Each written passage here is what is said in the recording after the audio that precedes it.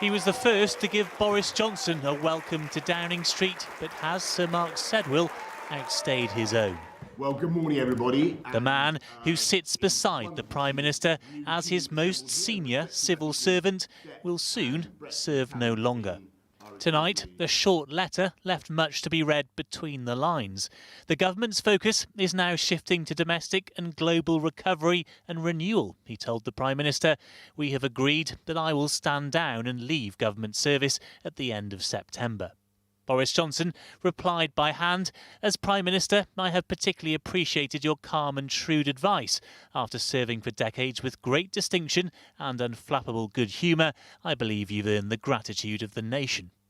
The benign tone of the letters exchanged between him and the Prime Minister belies the fact that we've had some pretty unpleasant briefing over the last days and weeks. Unacceptable and unfair, because it can only give the impression of someone who has left against their will. And frankly, he's better than that, and he didn't deserve that sort of treatment.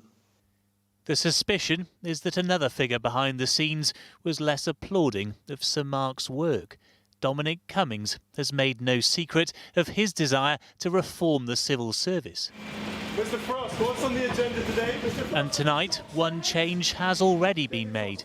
His friend and Britain's Brexit negotiator, David Frost, will become the new National Security Advisor, as well as keeping his current job. This is all about those that were around the Vote Leave campaign that are now making sure they've got a firm grip across government. And it should have been the case some weeks ago that Dominic Cummings was the one that had to go after what happened with his trip up to the northeast of England, but he's exerted his revenge on Sedwill. He didn't want Sedwill to be in place. Tonight, Downing Street released a photo of happier times. The Prime Minister's parting gift, Sir Mark gets a seat in the Lords. Consolation for having to vacate this one. Paul Brand, ITV News.